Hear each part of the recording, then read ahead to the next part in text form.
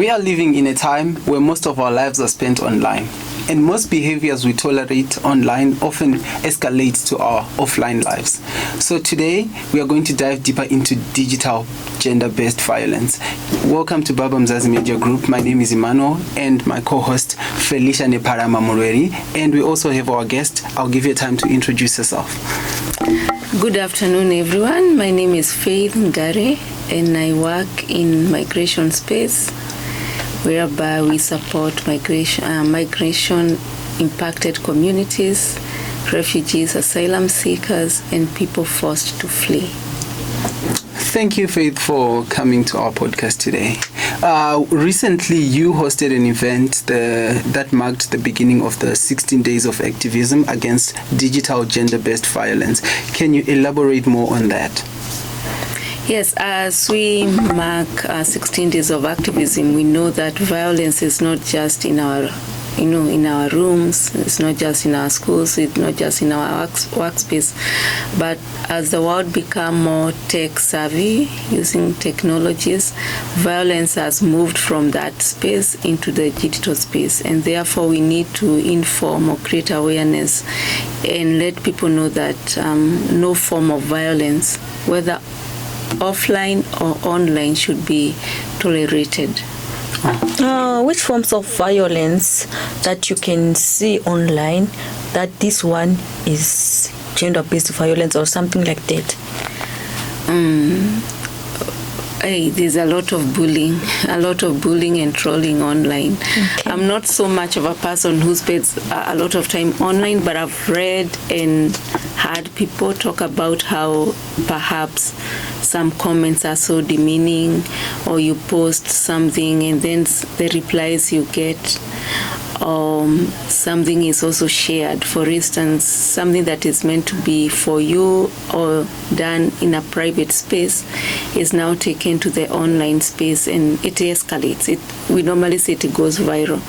And I think those two, online bullying and trolling, those are the ones that I mostly know. I don't know of any other form of bullying, but the bullying form of violence, it can be, harsh words, it can be insults, it can be resharing of something that you didn't want it to go outside of a space that you considered itself private. And do you feel like this form of online bullying is only affecting women, or it's also affecting our children, young girls, or is going both ways, males and females? Everyone, male, female, young, old, and especially the young and the old. I think they are in a space whereby they are not able to handle the bullying. Older people, advanced in age like myself, we find ourselves, we may not necessarily know how to navigate the online space. Things like like the scrolling and perhaps something that you share that you didn't mean to share, or going to sites that you are not even aware of what those sites are about, or clicking a link that you don't even know what it means. You find that perhaps we fall prey into those. Also being catfished by someone, posting their wealthy people, and they can provide ABCD or anything, and especially the people who are older, who are still learning how, because we grew up in our youth, we didn't have the online space, we didn't have the technology that we have now. So the more we advance in age, the more we are now getting to know how to use it. Unlike young people who were born when we had social media. Yeah. And so you are growing up knowing how to interact with that space. Then the young one, I think they don't have the capacity to hold the the abuse and the bullying. And the bullying. They are still very young, and I've heard about young people committing suicide because they cannot take either the bullying online. Maybe you share, as a young girl, you share just a picture of yourself and you think you look pretty and you hope people that will appreciate your image online, but it goes the opposite way, where people start bullying. I think the advantage of the Gen Zs, the young people, they are more in tune with the media, unlike people who are in their mid-40s, 50s and going, and again the young people. And then these days you can see already youth or young people, they are using social media in a wrong way. Sometimes we find out that they are posting themselves naked. And then who do we blame in this situation? Do we blame the person who posted that thing, ended up being bullied? Or, I don't understand, who do we blame on that situation? We can't blame. People do some things innocently. Yeah. And especially, as you say, the young people, if they post themselves naked in the hope that they will be appreciated, it's innocent. I think rather than blame, is the best way is to raise awareness. And I've seen whereby, because phones, we normally use most of us use the phone to take even the photos, even those naked photos like the young people take. But you find malicious friends. They are the ones who are sharing that, not even the person who took the photo themselves. And sometimes it's not even the person that we should blame who posted it. Sometimes it's not even a person like who posts the picture. Like in this day and age, we have a lot of AI tools at people's disposals. Someone can have access to your own to your photo, and then they can manipulate it with AI tools and then post it. We also have things like identity theft. So you get a person who creates a profile pretending to be you and take your images, just because you are sharing your images online and people have access to that. They can just download the pictures, manipulate them, create a profile with your name, and then post those things. So sometimes before we start pointing fingers or blaming people for posting stuff online, we should really investigate and look into the matter to see if they are the ones who are actually behind the account or not. What do you think about that? No, it's great. And then how do you think we can raise this awareness? Like, in which way? Because every time we are telling them, you don't have to do this, you don't have to do that. But at the end of the day, you find out that they are repeating same things every day. So which awareness can we raise? Like, how can we raise that awareness? By using the platforms like this. And it's good that you've touched the AI thing. It's something that is so recent. And the first time I saw an AI photo, I was like, oh, it looks nice, it looks good. But I believed it is, it's the real thing. Just to then realize, minutes later, this might be real. Now can you imagine someone who is not clued up to, they will believe AI, and most people are, including governments. People are supposed to be in the know. And I think by using the same platform that is abusing, that is the online platform, that is being used, in a negative way. It's the same platform that we're gonna raise awareness, Exactly. Inform young people, whether we can now maybe go to their classes and tell them, it's good to have, technology is good, and we have seen the beauty of technology, but there's always the hindsight, there's always the negative, there's both sides, the good and the bad. So we need to weigh what is the good and what is the bad, and we focus on the good, and we insist on young people to focus on the good. Yeah, can you elaborate nicely the disadvantages and advantages of using social medias and how to handle them? I think one advantage is it's a great tool to raise awareness, educate, inform, and which are the information we need. And then the second, I've seen people. Now you talk about monetization. I don't know how it works, but I hear about it. So people can create, an income, can get an income through the social media. You know, again, I've had, you know, people, and especially YouTube as a great tool to educate. Somebody takes a whole course, somebody takes, you know, learns a new skill through the social media. It has its good. We can create, when you talk about the digital space, we can create apps, we can create tools that will help us do things better, you know. Yes. But now I think, for me, in my own observation, I'm not so much of a poster on social media, or I don't engage much. I mean, I'm more on Facebook. I'm not on Twitter. Yes. And they say Facebook is for the old people. That's true. So maybe there's a truth in that. I've seen, the more we talk about monetization, that you can make an income, the more now the abuse of the social media is becoming. because monetization usually comes through engagement.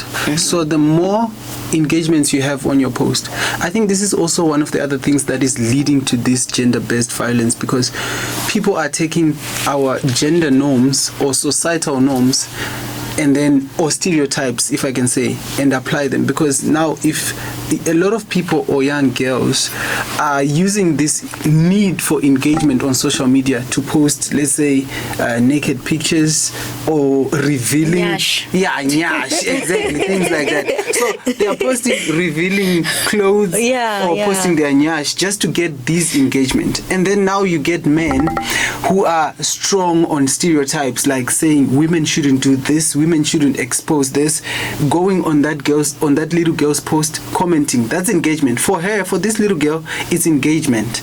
But people are now bullying her. You get what I mean? They are coming onto her space to tell her what women should and should not do. And then the whole world takes it, or we take it, as abuse. But that's what this little girl is looking for. She needs that engagement. But in the long run, now those perspectives or ways that people are saying on this little girl's account is going to translate into real life, because you see someone wearing like that on social media, you attack them. The next time you see someone wearing like that in person, what are you going to do? You are going to attack them, because whatever you do online and it's tolerated, you're going to translate that to your Without forgetting about, people are getting married online. Youth are getting married, they're getting relationships online, and then some of them you may find out that they are chatting. Let's just say you may find out that someone is in South Africa, she's communicating with someone who's America. Then they get in a serious relationship whereby you find that the girl have to travel to America. How can you advise, or what can you say about the girls who are doing that? There's always, do your thorough background check. And it's not just even young girls, even women, even men, and it's good. That's another advantage of social media. You can have a relationship. People can meet. Nowadays, maybe it's hard to get someone in the person, same physical space, so you go online. I think we do our due diligence, we do our background check, and this is where information and awareness is needed, because but it's very difficult to do a physical check on the internet, because the internet is becoming so good. Someone can pretend, post pictures for a long period of time, that when you go back and cross-check their profile, you think that this is a real person. And the end result of that, especially nowadays, we have a lot of cases for human trafficking and stuff like that. That is also another form of violence that is coming through. Let's not forget the theme, digital violence. But I think with how do we prevent that? This is what I'm saying. Like, we prevent it before it happens by creating awareness. Creating awareness, and especially to young people and old ones. Like, tell them that when you engage in social media, know the pros and cons. Good things will come out of it, and bad things might come out of it. As you say, like, yes, people look for that traffic, how many people have commented, how many people have liked, how many people have shared.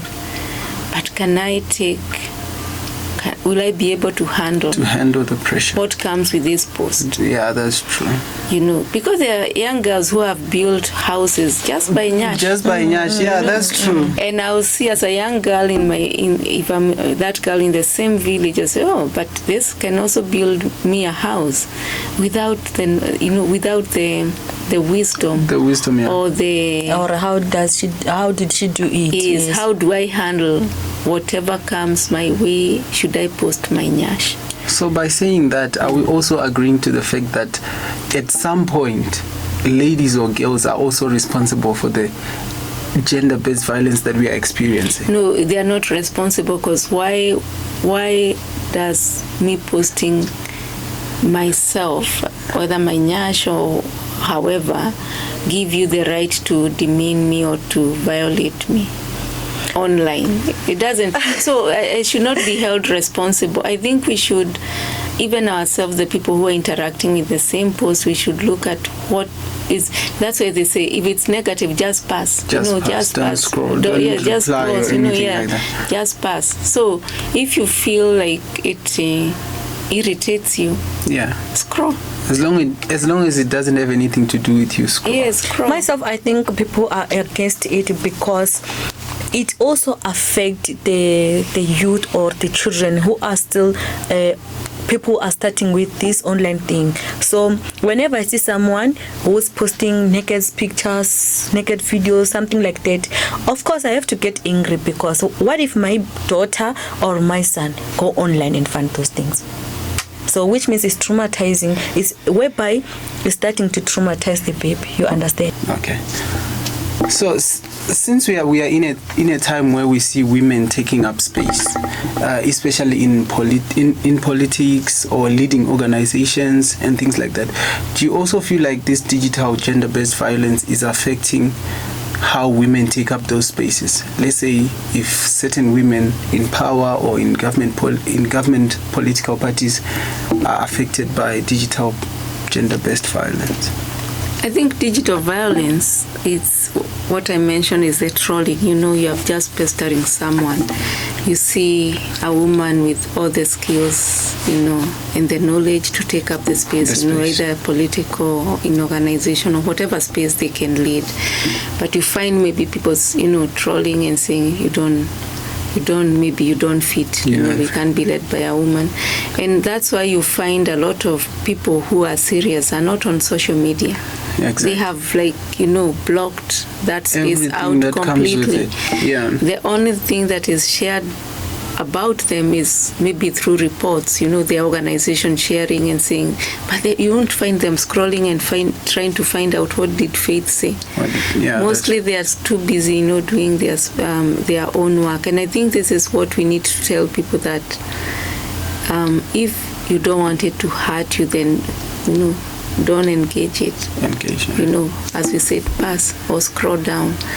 So, and information. This is what we say, like from as young as, and you mentioned about, as a parent, you'd not like your child to be scrolling and coming across a naked person. But what is our responsibility as parents in ensuring that there's digital well-being within our homes? Do we lock some sites? Do we put a timer? Because it becomes addictive to the children. They'll keep on they'll be online more than being offline. I think the responsibility is on us all as parents, people using posting, and the consumers, of that information. We need to take responsibility, but we will not know what we need to know until we share the information. Yes, yeah. So even Baba Mzazi, and I'm glad that I'm here, that the information you're passing on is something that is positive and constructive. There's maybe another person somewhere shooting something totally different. So it's creating those spaces that can overshadow the negativities of the digital space. Yeah. Okay, so since we talked about like raising awareness, and do we have organizations or hotlines in South Africa where if someone experienced digital gender-based violence can report or go to a certain organization that can help that person through maybe counseling or how to tackle the situation? I may not know about a hotline, I'll be lying, but this is, you've given me some homework to go and check. But I normally tell young people, you always have your schools within your location. Yes. You have the social workers, for instance, DSD or other organizations that use the social work services. And those are the people, the contacts that we should go to and report. Should we feel like, as a young person, I'm in this space, but I'm being bullied, I'm being trolled, Yeah. If they get into relationships, those online relationships, it's good to share. And this is why we need to have open conversations with young people. And maybe the next, I would propose maybe even having a dialogue with young people who are using media, who are in their teenage years, and with their parents giving us permission, and then we can have a podcast like this and get to understand them. Exactly how they feel and what they're facing online. Mm-hmm. Do you feel like the government or whoever is in charge, let's say, are doing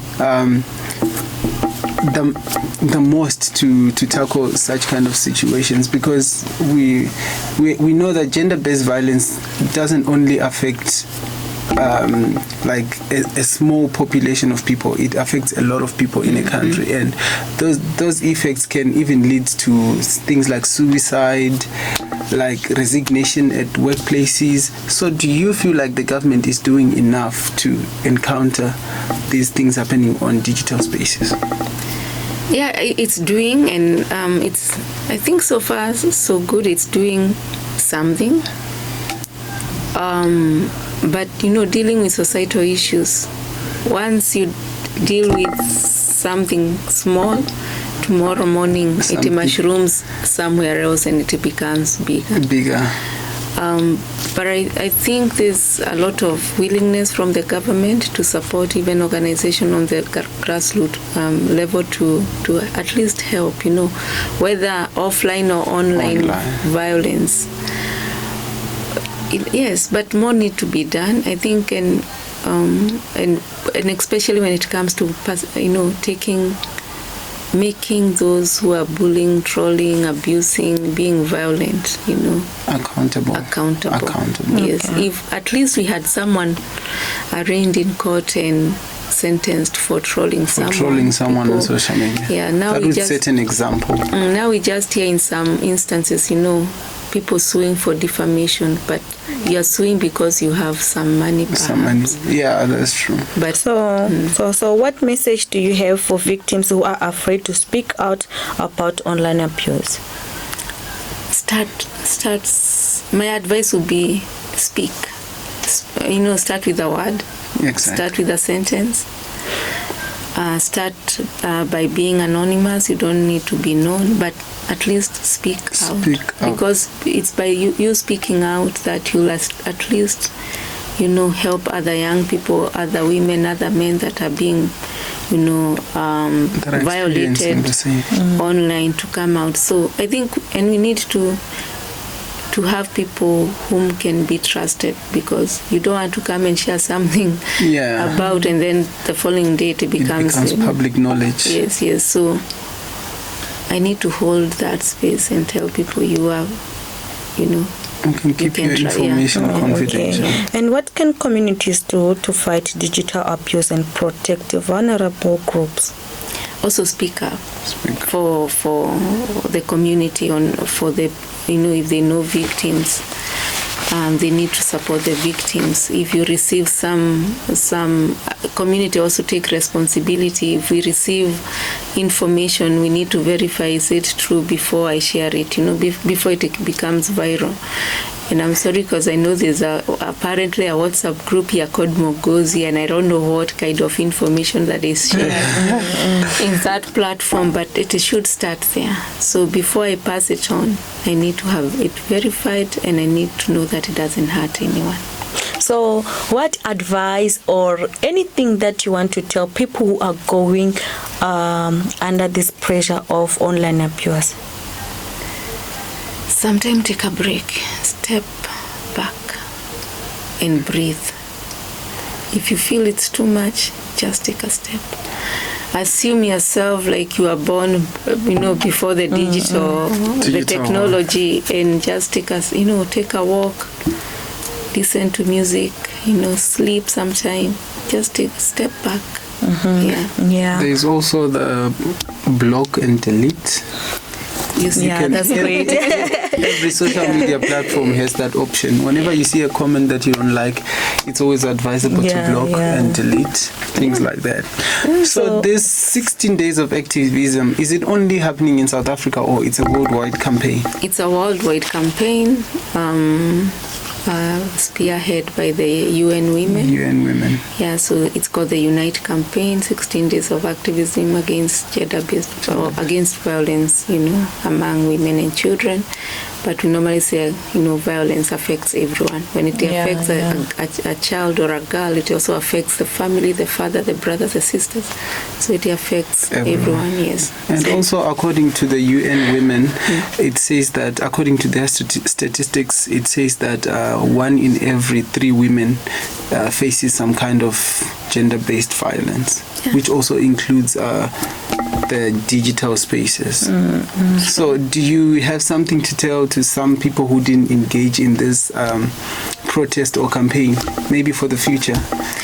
We still have a few days to go, so they still have until the 10th of December to join in. Yes. Right. Do something. Thank you very much, our guest. We were able to share a lot of information that can be very useful, guys. So continue to follow us, like and comment. Thank you. Thank you too.